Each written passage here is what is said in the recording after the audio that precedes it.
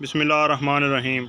अस्सलाम वालेकुम नाज़रीन, मैं थोड़े मेज़बान असगर गुजर तुसीं वेरे गुजर टीवी आरफल हर रोज़ बेहतरीन ते आला क्वालिटी जनून लैके दोस्तें खिन हाज़र होई दा।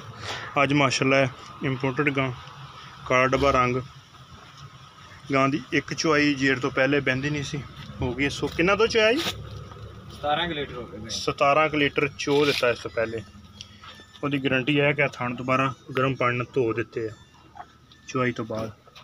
दूसरा गां सूआ सूई है, लिबास दोस्त तसलियां कर सकते, अगे पिछे लैके हल्ते भी गां तो खड़ोता नहीं रहा। टो छड्डे तेरा है गां ने बच्चा दिता, हुणी सूई जोर नहीं सिटी।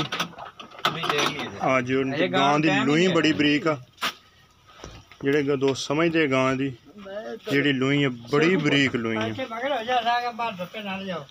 बड़ा लिबास माशाअल्लाह, पंडा दा लिबास डब्बा रंग चंगी माशाअल्लाह सांभी बड़ी सूतरी फुल वड्डी गां इंशाअल्लाह 50 तो 55 लीटर की दुध की गारंटी है। दूसरा गां सुबह सूई है 17 तो 18 लीटर चुआई हो गया वा। अच्छा तो हुण 50 हुण किन्ने दी गारंटी होएगी? हुण पाए दी गारंटी है जी। हाँ कोई चीज़ पाइए तला दे हुक्म इंशाअल्लाह 50 क्रॉस करेगी गां।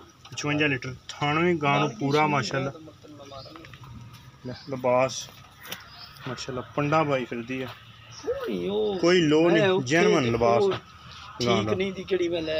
कोनी काला डब्बा रंग है बच्चा माशाअल्लाह, बड़े वड्डे कद च गां ते दूसरा सूआ माशाअल्लाह फुल खूबसूरत गां,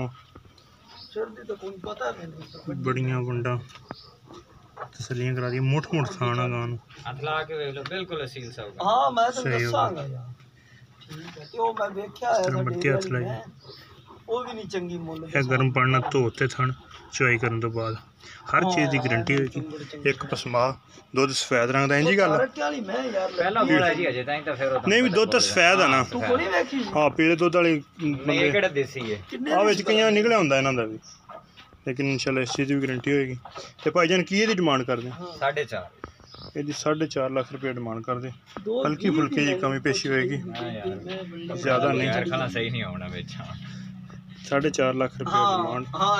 अगर किसी भी दोस्त को पसंद आती रबता कर लेना। रबता नंबर 0300 567 2355, यही व्हाट्सएप ते कॉल नंबर है। इंशाअल्लाह इस तरह के खूबसूरत जानवर मिलने सिर्फ कुछ टीवी आर वाला। एक अगली तो नवी बेहतरीन वीडियो फिर हाजिर होवांगे।